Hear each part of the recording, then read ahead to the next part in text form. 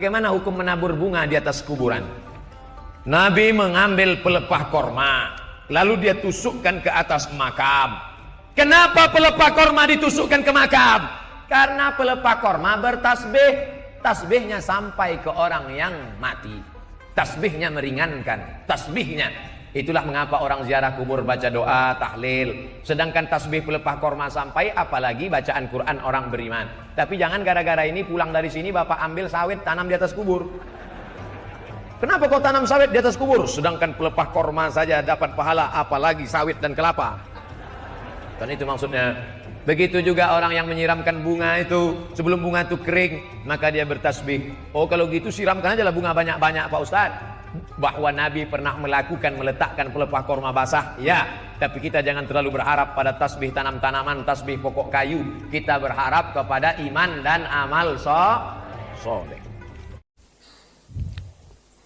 Bagaimana adab-adab mendatangi kuburan? Apa hukum menyirami tamburi bunga di kuburan dan membaca Al-Fatihah?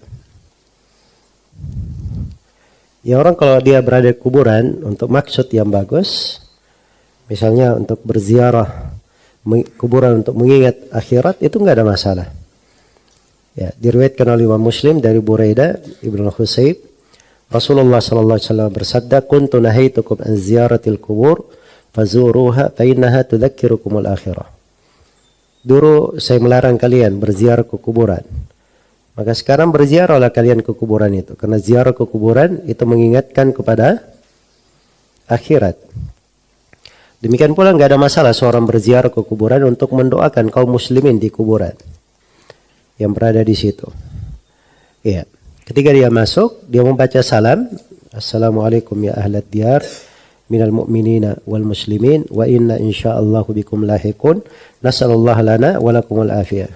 Dan selainnya ya dari doa yang dianjurkan. Jangan dia memakai sendal dalam kuburan, jangan dia duduk di atas kuburan, jangan dia sholat menghadap ke kuburan. Ya. Adapun yang ditanyakan di sini tentang masalah apa? Menyirami air, menaburkan bunga, itu dari hal yang tidak disyariatkan. Bahkan itu dari bid'ah ya. Ya, sebagian orang kadang ada yang berkata itu kan Nabi pernah berada di kuburan.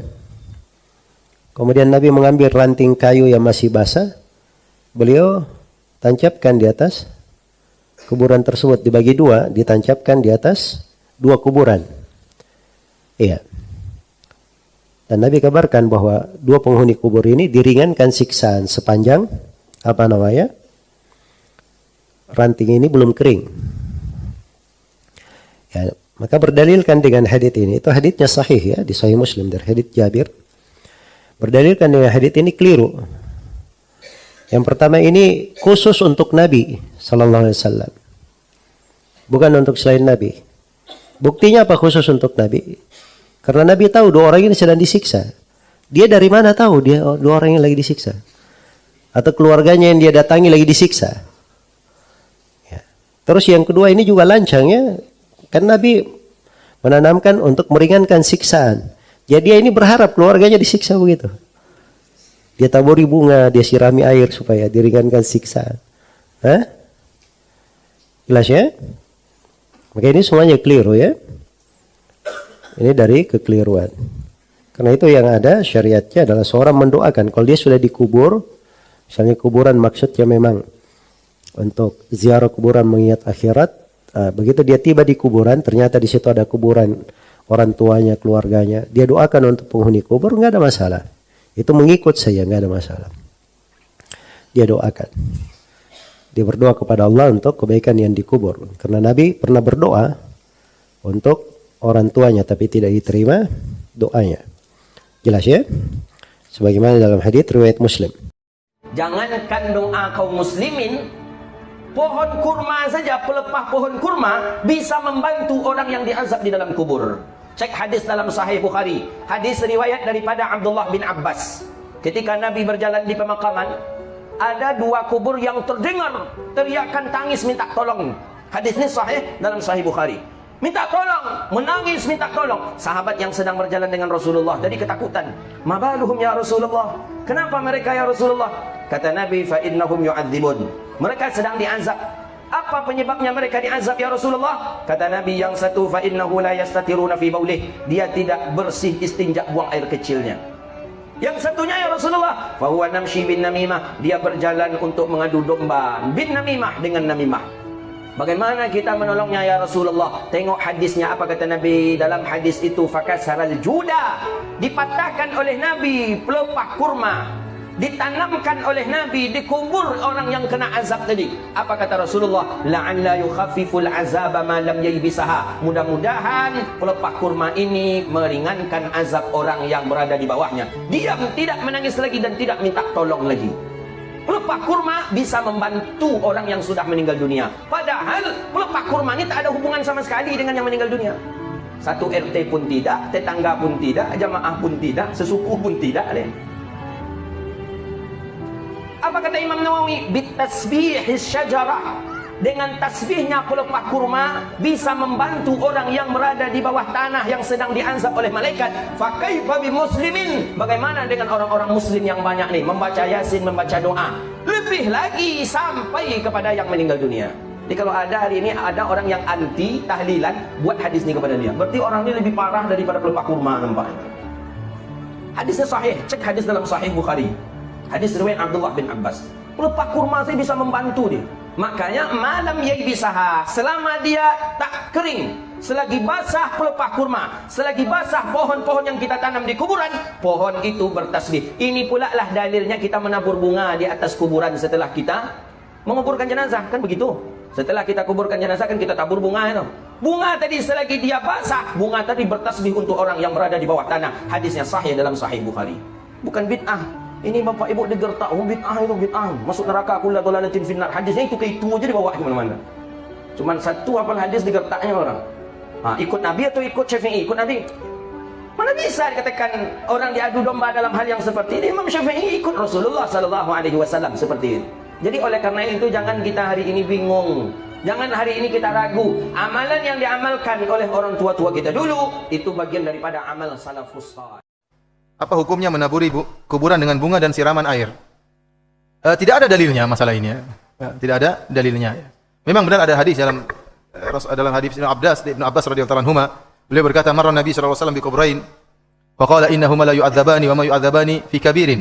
Amma ahaduhuma fa kana yamshi bin namimah wa amma al-akhar fa kana la yastatiru min al-bauli." Kata Ibnu Abbas, Rasulullah SAW melewati dua kuburan. Kemudian Nabi SAW berkata kepada para sahabatnya, sungguhnya dua penghuni kubur ini sedang diazab. Yang satu diazab karena tidak bersih dalam beristinja tatkala buang air kecil, dan yang satu diazab karena suka namimah, dalam riwayat lain karena ghibah. Fa akhadha al-jaridata fa shaqqaha nisfain. Jaridah ar-ratbah, Rasulullah SAW pun mengambil sebuah jaridah pelepah korma yang masih basah, fa shaqqaha nisfain. Fa gharaza ala kulli qabrin wahidatan minhuma. Maka setelah Rasulullah SAW membelah pelepah yang masih basah tersebut, Rasulullah SAW menanamkan yang setengahnya kepada satu kuburan, yang satunya kepada kuburan yang lain. Kemudian Rasulullah SAW mengatakan, Allah an yukhaffifa anhuma ma lam yaibasa. Semoga Allah meringankan siksaan mereka berdua selama kedua pelepah ini masih kering. Selama kedua pelepah ini masih kering.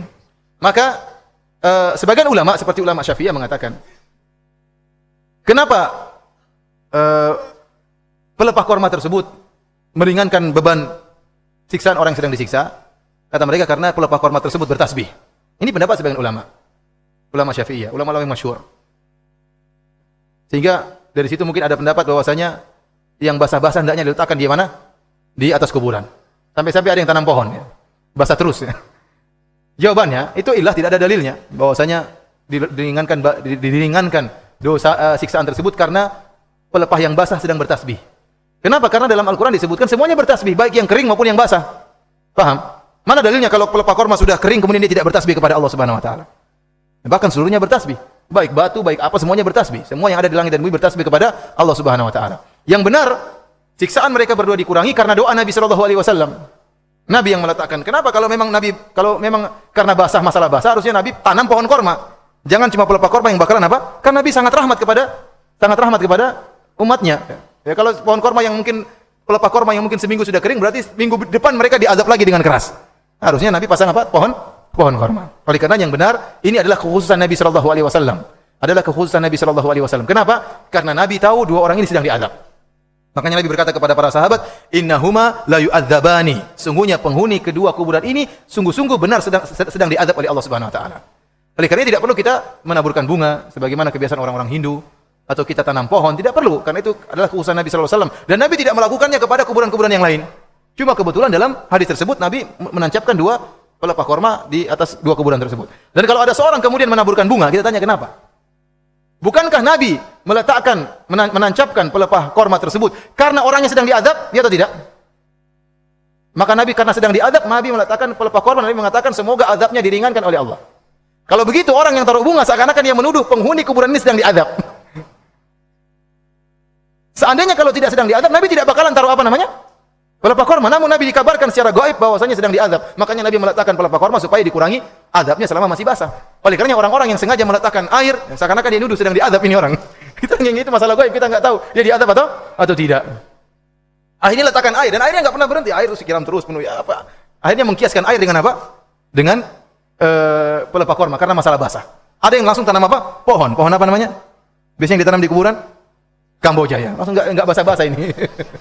Oleh karena kita katakan bahwasanya ini tidak benar ya, bahwasanya yang benar adalah ini kekhususan Nabi sallallahu alaihi wasallam. Karena Nabi diperlihatkan kedua orang ini sedang diazab, maka Nabi mendoakan agar mereka dikurangi azabnya selama masih basah. Dan terbukti para sahabat tidak menanam pohon korma atau meletakkan pelepah korma di kuburan-kuburan yang lain. Wallahu alam bishawab.